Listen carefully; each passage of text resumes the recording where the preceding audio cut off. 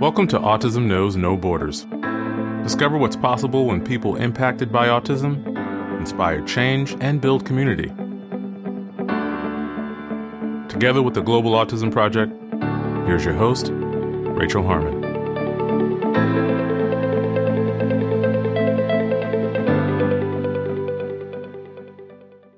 Hello, everyone. Our guest today is Lenora Edwards.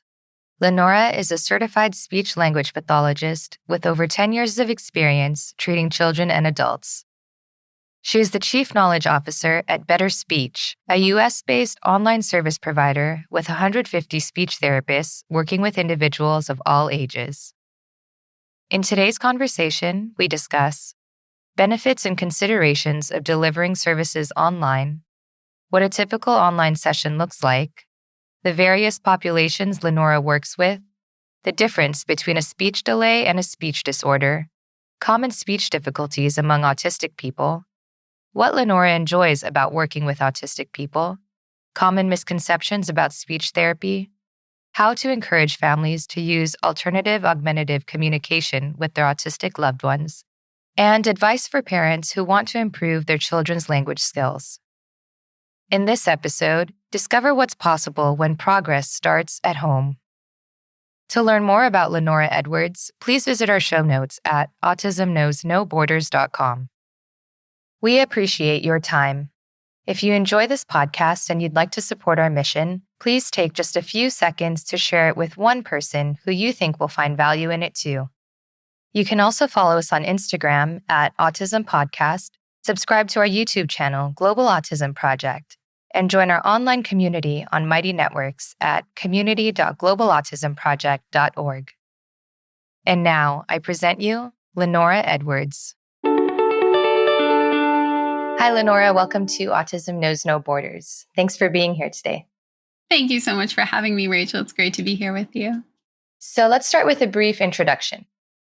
So my name's Lenora Edwards. I'm the Chief Knowledge Officer with Better Speech, and we are an online speech therapy company that is throughout the entire U.S., and we are also in different parts of the rest of the world. We're also in places like Japan and Ireland and Bermuda, and we are over 150 speech language pathologists strong. And something that's incredibly unique is that we all had to have at least 10 years experience to work with this company. So we've all had to have a completely different career and have background in a variety of settings in order to work with Better Speech. All right. And so everything is offered online, is that right? Completely online. And we've been online since long before the pandemic. So we're very comfortable on Zoom and using our platforms. Great. So what are some pros and cons of the online platform? What I love about being online is, especially with Better Speech, we are there when it's convenient for you. We tailor our approach to meet your needs or the needs of your family. And scheduling is so much easier because we are right there setting your child up for success in the most comfortable environment, their home. We're in your home, we're on your schedule, whether it's evenings or weekends, we're able to provide therapy services at a time that's convenient for you. And what I absolutely love is we can also record the therapy sessions. And sometimes if you go to an outpatient clinic, the parent and guardian is separated from the child, or if you're in a school setting, the parent or guardian might not have any idea what you're working on from that standpoint. But with Better Speech, because we are online and because you have the opportunity to record sessions, you get to be a part of the therapy session, and we get to explain what we're doing, why we're doing it, and how to make it functional in your everyday life, which is so important because we get a period of time with individuals versus families and guardians and people that take care of them are there the rest of the time. So they can also then take that recording and share it with the nanny or grandparents or whoever is helping to care for that child in this case, or that individual, because we also work with adults. But you get to show that recording to other people, and that offers continuity of care and consistent carryover, especially if you're I've worked in outpatient settings, and if I've had a little one in my therapy room for 25 minutes and we're at minute 27 and I have 30 minutes to have them come in, work with them, and then to have them back out to their parent or guardian before I'm getting another, I I have 2 or 3 minutes to explain and bombard these parents and guardians with a ton of information and then go, bye, see you next week. Let me know how it goes. It's really, really overwhelming. And it's a lot for them because they're trying to understand what we're doing. And it's completely different when I get to be there in their family and coach them and say, okay, this is how you apply it when it's playtime. This is how you apply the techniques when it's getting ready for bed. And just tailoring it differently to make it that much more functional for them. Yeah, that's great. And I do love that convenience aspect. I know some parents are juggling busy schedules. They have other kids to bring to different lessons and practices. So having that option to just do it at home must make a huge difference. Huge. Completely.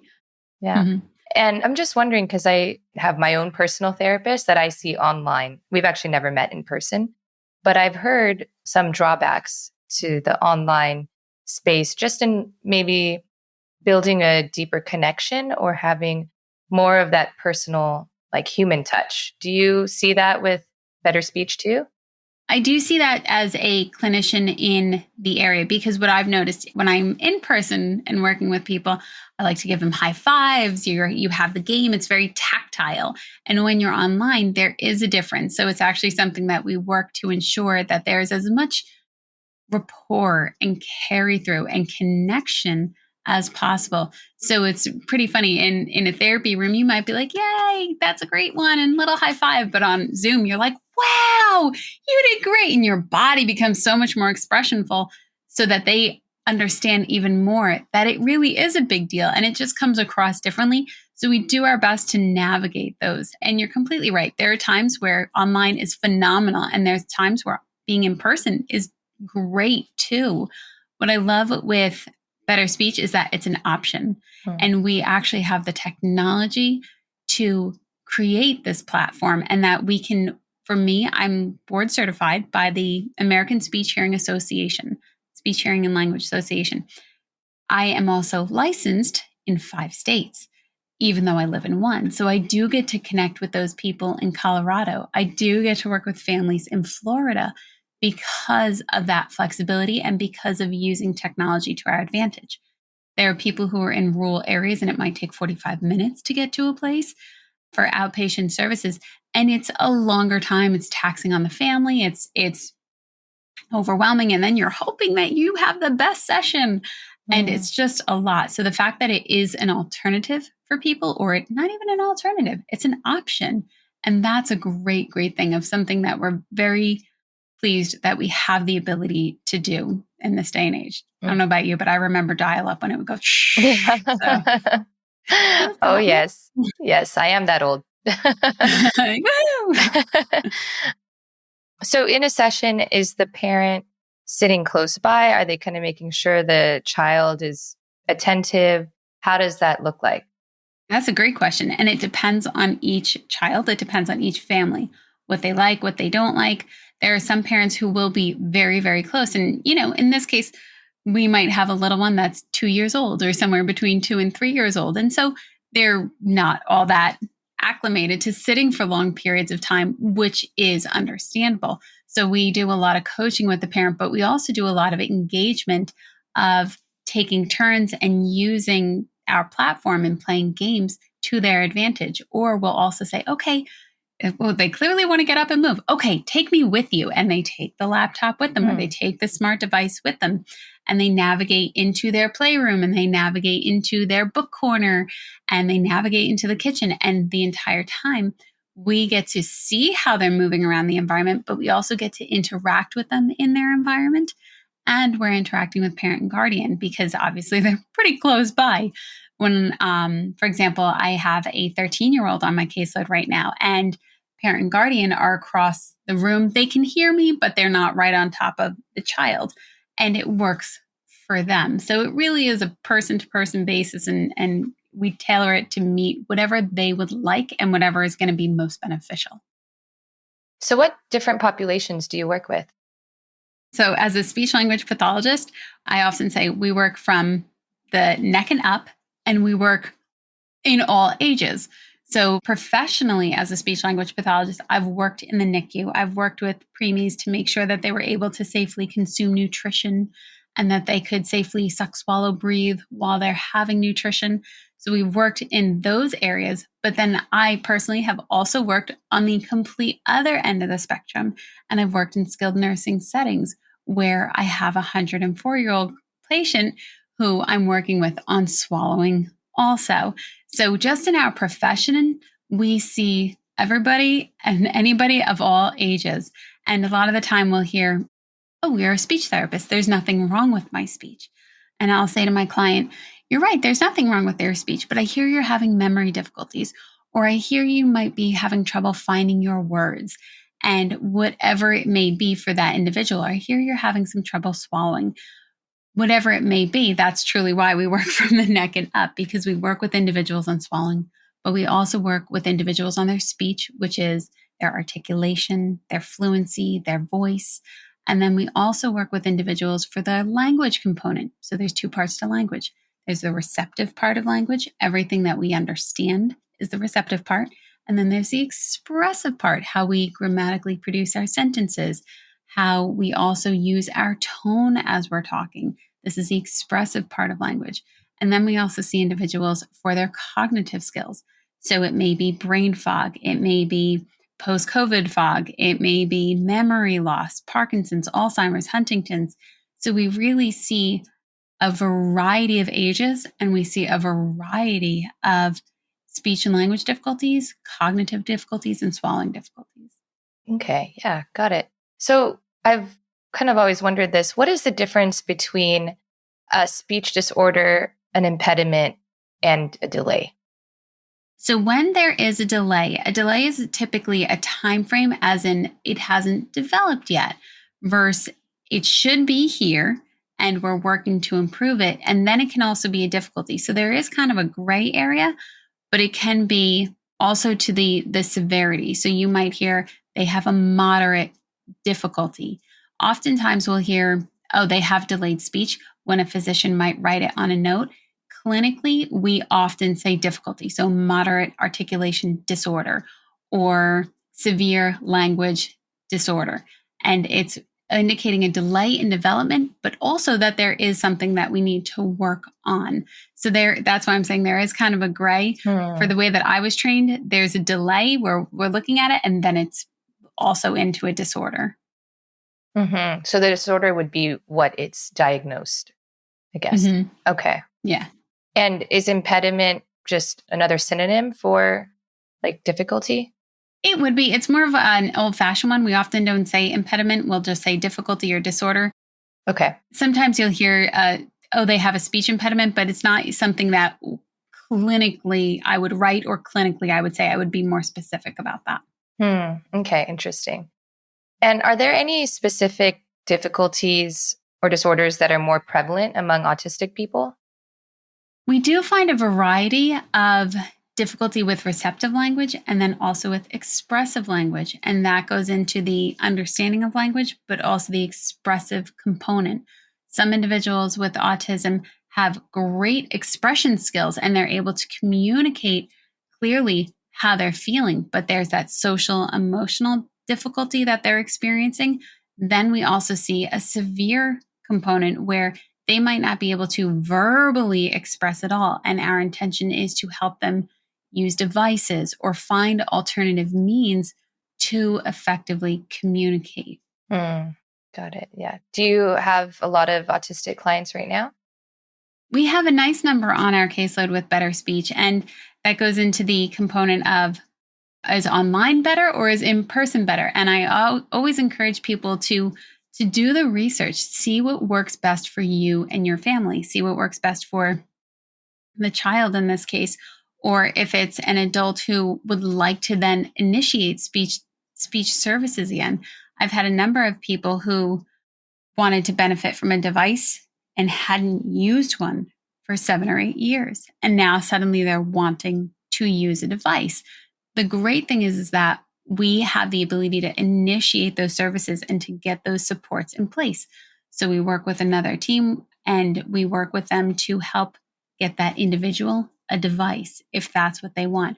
So for individuals who are experiencing autism, you'll notice that speech therapy will weave in and out of their life. It's not you had speech once and then you're done. Sometimes it is, but other times you might work with a speech pathologist for 5 years, take a break, come back in a year, take a break, come back in 5 years.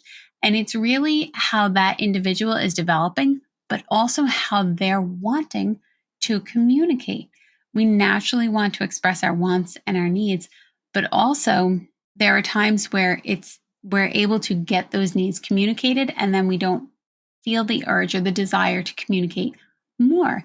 And it's important that we acknowledge that and we're respectful of that, and we're not forcing people to have speech therapy services when they're clearly showing signs that they don't want it. But when they are showing signs that they're ready to interact and they're ready to be a part of the therapy session, it's important that we acknowledge that also. Yeah, that's a really good point. To work with them on their goals too and see what they want to achieve. What do you like about working with autistic individuals? They're so fun. I love all my clients, whether typical developing or presenting with autism. I absolutely enjoy working with people and helping them communicate. I think when you're working with individuals who are experiencing autism, it brings a different creativity and a different way of navigating than what we were often trained to do in graduate school. Here's X, Y, and Z. Here's the box. But when you actually get out into the field, it's a completely different realm. And it truly takes being immersed in those environments to work with children and to work with adults who are experiencing autism, but to develop our own neurological understanding of how can I help this person more? What else do I need to bring? And I love that it also is a team approach. It's great to work with families. It's great to work with physical therapists. It's great to work with other people who know that individual because they see things that I might not see. And it's really important that I, as a clinician, am open to exploring what other people are seeing. And it's not that I don't know. When I was younger, I would think, oh, they're telling me I don't know how to do my job. And that's not true. They're showing me things that I don't know. And why would I know? I'm in this individual's life for 5 seconds. Why would I know all there is to know about this person? And I really like working with other people to figure out what they need, what they want, and how we can collectively help. And what else can I bring to the table? Yeah, collaboration is key. And keeping the child's or the client's objectives and goals at the forefront. I know that from my experience as a BCBA, sitting at an IEP meeting, for example, for some reason, people just get very defensive and kind of tense up when they're challenged. And it's not the right approach because, as you're saying, we all do need to work together to make sure that there's progress. Completely. And I often think, especially when parents come to us and sometimes they may have just gotten the diagnosis for the first time, and whether it's an articulation delay or if it's an autism diagnosis, it does not matter to me. They're coming in panic and they're often coming across either you need to fix this right away or I did something wrong. And there's a lot of emotion going on. And I often stop everyone and say, you're not the problem. You did nothing wrong. It's okay where we are. And just quite literally helping them realize I didn't do anything wrong. I was always doing my best for my child. I was always doing best to take care of this child. I didn't do anything wrong. And this simply is where we are. And it really is important because it helps them understand it's not completely up to them.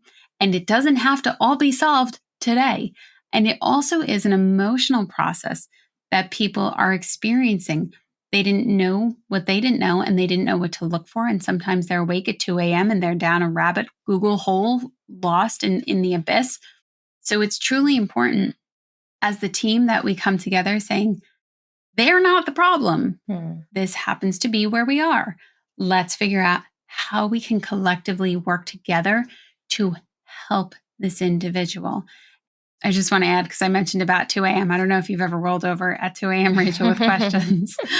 With Better Speech, we offer a consultation where you can actually reach out to a speech language pathologist. You can schedule an appointment, even right now, if you visited the website, and you'll be able to speak with a speech language pathologist within the next day. And that's really impressive because if you called up an outpatient clinic or if you called up a school, they might say, okay, great, we'll put you on the wait list and we'll see you in September. And right now it's March. That's a long time to wait, especially for little kids. Their development is going so fast. We don't have 6 months to say, oh, well, all right, just put it on the shelf. It's just not appropriate. Unfortunately, that's simply where we are, at least where we are in the US, that there is a long wait period to work with a speech pathologist. When it comes to Better Speech, because we are online, because there are so many of us, because we are able to be licensed in multiple states, and we have this incredible scheduling flexibility that we're able to provide, we can get you started with therapy services as early as the next day. And that's a huge deal. And it's really, really important if you roll over at 2 a.m. to think, okay, at least I can speak with a professional as early as tomorrow. So we're not necessarily there at 2 a.m. Eastern Standard Time, but you can be in touch with one of us as early as the next day. And for me, that's always been a really big thing. I roll over with questions and I can definitely go down a Google rabbit hole and be lost before I know it.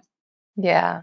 Well, what are some common signs for speech difficulties that parents might look out for?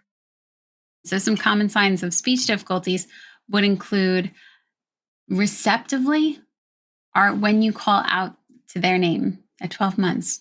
Are they aware of that? They're ideally aware of that long before that point, and they're responding to their name. Are they localizing? Are they quite literally localizing for sound? Means, are they turning their head for sound? Are they aware of other people coming into the environment? Are they aware of other sounds in the environment? And that's really important because those are indicators that they're able to hear, but also that they're aware of their environment. When you have a little one, especially, I often tell people when they tell me they're pregnant, I go, great, start talking, so that you're offering a language-rich environment to your child, especially when they're in your arms, and as often as possible to have face-to-face interaction, because there's so much going on with our face. We're communicating not only with our facial expressions, we have the tone of voice that we're communicating with. We have our words. You can tell when we're really angry, and you can tell when we're really soft. You can tell also that we're communicating with our body. So there's so much going on when it comes to communication that it's really important to offer that language-rich environment to your little one. Now, as they're developing and you're offering this language-rich environment, in that window of 0 to 3 months, you're going to notice that they're cooing and that their cries are starting to become intentional. And we'll often hear, when they say, oh no, that's the mother or the father know, or the guardian knows, that's not that cry, that's this cry.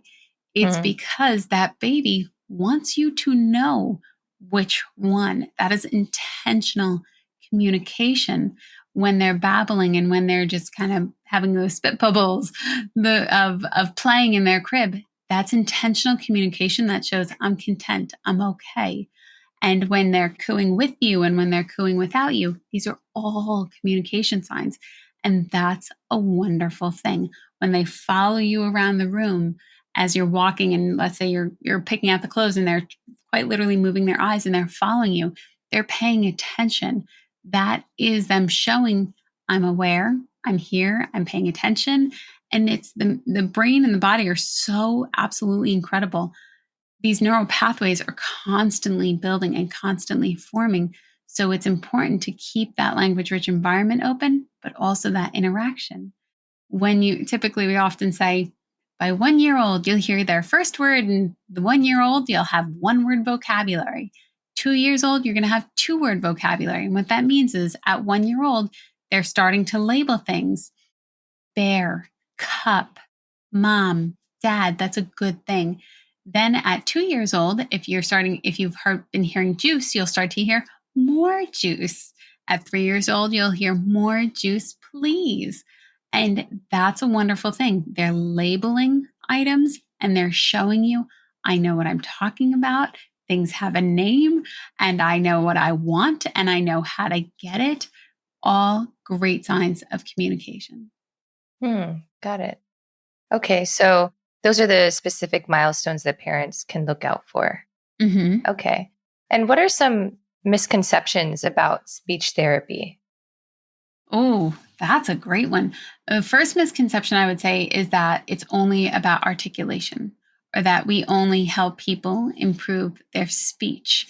And in our title, it's a speech language pathologist. That's our formal title, but the informal one would be speech therapist. And people often think speech therapy is simply the clarity of your speech. But we truly work with families and children and adults on so many different things. Many people can benefit from speech therapy. Great. So I don't know if this is true, but from my experience, I've worked with some kids who didn't start talking until they were 6 years old. So it's funny, you wouldn't ever think it because of how chatty they are now. But I've wondered, is there such thing as an age that's too old to start developing language? For me, I would say no. Okay. That's a lot like, is it ever too late to get speech therapy? Nope, never too late to get speech therapy. And we do see delayed expression of language or delayed speech in that they're not verbal. But just because they're not verbally indicating to you what they want or what they need or their thoughts doesn't mean that they're not communicating. So parents might say, my child's not talking. And we'll say, okay, well, tell us more. Because they're thinking words, phrases, sentences. And what we're also assessing for is communication. Are they coming up to you and pulling you over to where they want to go? Are they pointing to what they want? Are they doing other indicators to get your attention so that they can get their wants and their needs met? That is intentional communication. There are children who do suddenly, what feels like suddenly, have this language explosion, and they haven't talked, and they hit 6 years old, and all of a sudden this tons and torrent of information is coming out of them, and you're like, where did this come from? The fact that it connected and they were able to start verbally expressing themselves is phenomenal. Children are constantly listening. Their brain is pulling in information all the time. And so sometimes there might just be a delay in getting those words to come out. That's okay. Other times it might come out in other fashion. And I love that it was as early as even at 6 years old. We've seen it later in life too, at 8 or at 10. And it's just how that individual is developing. Have you ever seen it like in the late teens or in the 20s? Not me personally, but I wouldn't say that doesn't exist. Okay, that's interesting. Because on the flip side, I had another client who was 15 and she was non-speaking. I mean, she had a few one-syllable sounds she would make, but for the most part, it was unintelligible. Mm-hmm. So we were trying to teach her how to use an AAC device, Proloquo, and she was actually pretty good at it. But there was a constant struggle to get her family on board with using the device with her because they always anticipated her needs. So we tried to explain, that not everyone in the real world is going to be able to communicate with her, like anticipating or understanding her gestures. But there was, on the caregiver side, this hope that she would develop spoken language. And they were a little bit hesitant to push the AAC because they didn't want to hinder that growth. I mean, I think there's some evidence that shows it actually helps it and it doesn't slow it down. But have you ever been in that situation where you had to maybe convince or encourage parents, and how did you handle that? Absolutely. And I've 1,000% been in that situation. And what we see is with a device, the fact that it empowers that individual to communicate, that's a great thing. That is ultimately what we want. We want that individual to be able to effectively tell people their wants and their needs and their thoughts, whether it's with a device or verbally or in any other fashion. That's the ultimate goal that we're aiming for. When it comes to people expressing their concerns. Well, I really want them to communicate. What can sometimes happen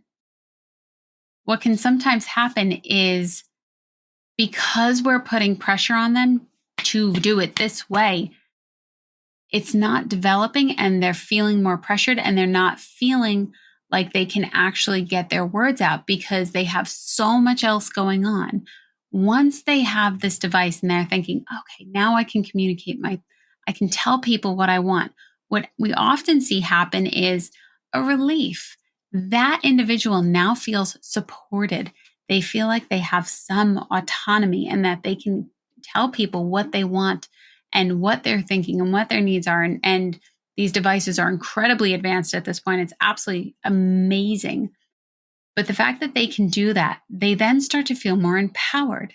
And then they're also getting more input of language rather than somebody anticipating their wants and needs. If I'm anticipating your wants and needs, you likely will have to express very little to me because I will know when you want juice. I will know when you want to go to the bathroom. I will know when you want your book. I can do that as the caregiver. I can anticipate those wants and needs. I've studied your cues so well at this point, I can read them inside and out. So you, as the receiver of this very attentive care, you have no need to communicate because somebody is doing everything that you need. Once we put that responsibility back on that individual and say, okay, well, let's try a device. They then start to think, oh, okay, well, now somebody's not anticipating everything. Now I have to get what I want. And they're encouraged to use their device. And as it becomes more functional for them, as things start to build and they start to learn and they start to grow, they start to recognize they have a voice. They can express themselves and they can express themselves using the device. Now more language is being occurred because more language is occurring. They're actually hearing the device talk. And now they're starting to talk more because of all these other factors. And it's a complete shift. People often think using a device is to indicate, nope, never again, not going to be verbal. It's really a support. If they aren't verbal and they can communicate through the device, great, no problem. But it's often a support that they have, and they will then take the next steps toward becoming verbal. Yeah, that's great and makes a lot of sense. So as a speech therapist, are you trained in AAC or is that a specialization? For me specifically, I had a class in AAC, and at the time it was with a professor who was using AACs all the time. This was her specialty. She didn't dabble in it. She had 10 years experience in it, at least at the time that I remember. And she knew these devices inside, outside, backwards, forwards. And that was a great thing. Once we get out into the field, we have this great year where it's called a clinical fellowship year. And it's actually a year where we're supervised by another clinician, a clinician who has what we refer to as their Cs, their Certificate of Clinical Competence. We as graduates have a CFY, a certificate, and it's a fellowship year. And in that handholding, there's a ton of support. What I often encourage people and younger clinicians as they're coming in is, if you don't know something, lean into it. Mm-hmm. Especially when we get into certain environments. Sometimes there isn't a great support for a therapist, a senior therapist, to show a younger therapist the ropes of an AAC device, the ropes of how to navigate it. And it's something where you get the best experience by being in that experience and going to places that will help educate you, but it also is a responsibility on us to educate ourselves. So for me, I've gone on YouTube. I've learned from other clinicians. I've gone into those environments saying, okay, I don't know anything. Show me. And being open to the fact that I don't know anything, but they do. And how can I learn this? And learning AACs as a clinician is not something that will come overnight. It's something that you will build in your skill set because you're now in the environment, because you might have a client that's working with a device, and that's great because now you're figuring it out together. But you as a clinician are also making sure you're doing the back end work of figuring out, okay, what CEU classes do I need? How else can I train myself so I can better serve my client? And that's really important. So the best thing, I think ultimately we had one class, but the best experience is to get in there, get the training, get the experience, submerge yourself in that environment so that you can help people communicate. That's the most important thing. Right.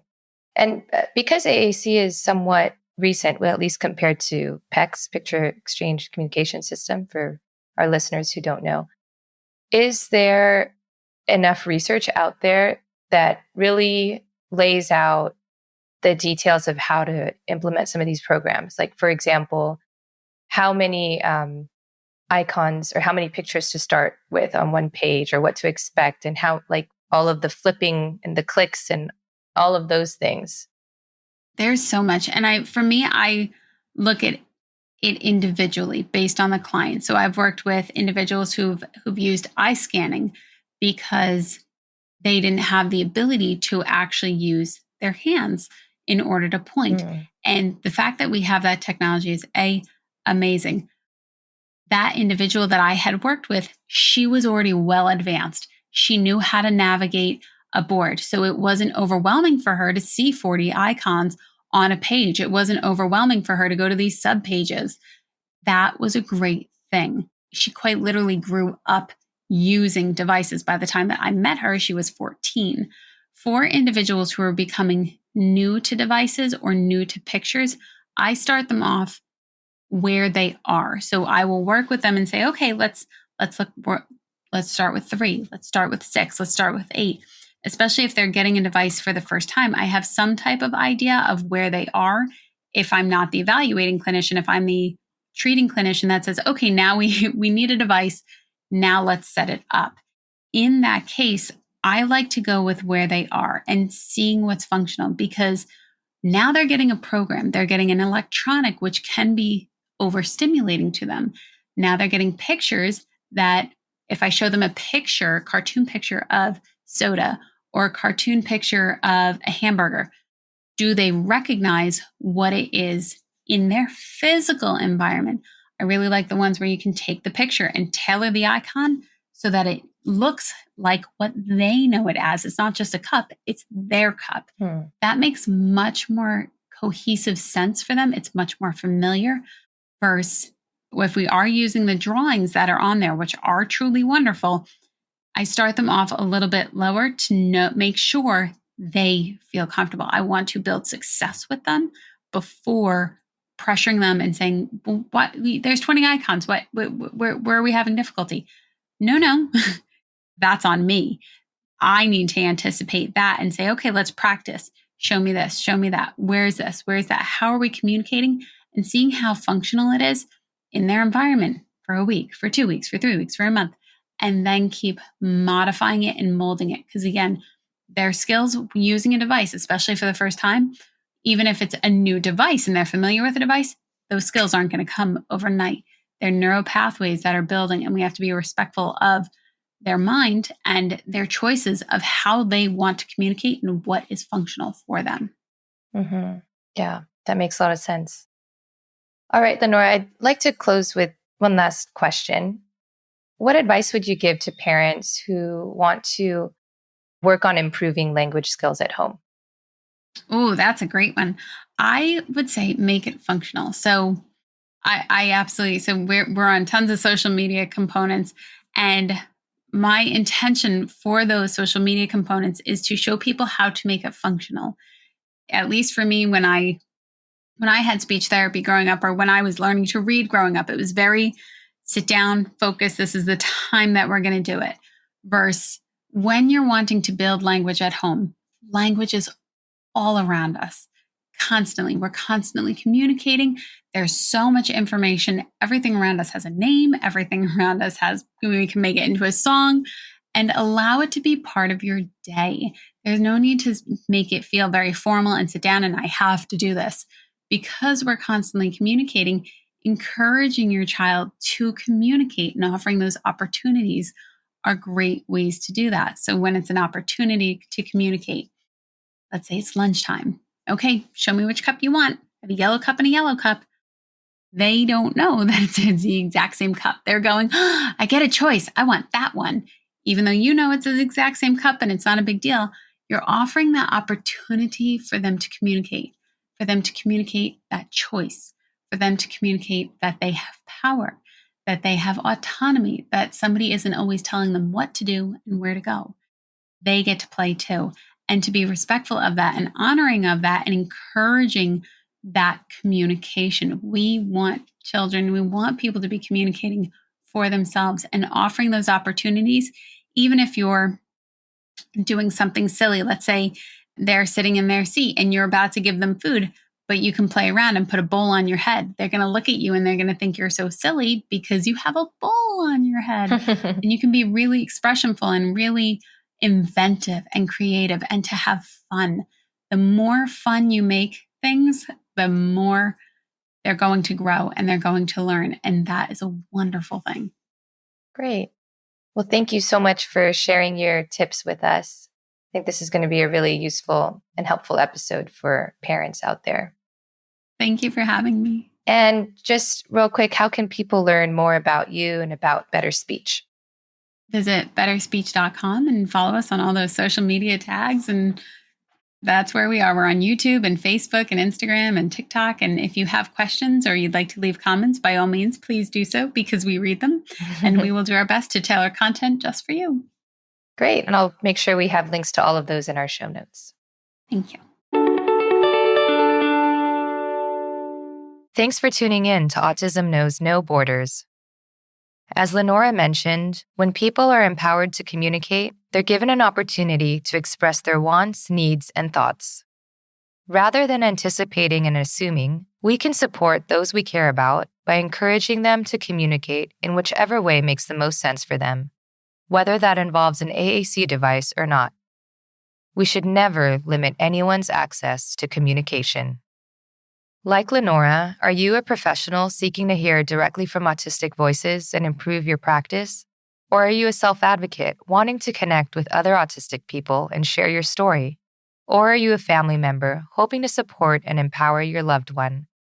Whatever your connection to autism is, you can join our online global autism community to collaborate with people from all over the world.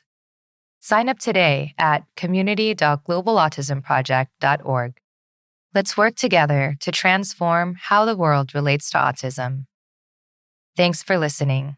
Take care. Tune in each week for engaging conversations of how people across the globe are inspiring change and building community. You've been listening to Autism Knows No Borders, brought to you by the Global Autism Project. You can find Rachel's notes for this episode and learn more about today's guests at autismknowsnoborders.com. If you enjoyed this episode, please subscribe to the show on iTunes or wherever you get your podcasts. By doing so, you'll be helping us increase awareness and acceptance of autism around the world.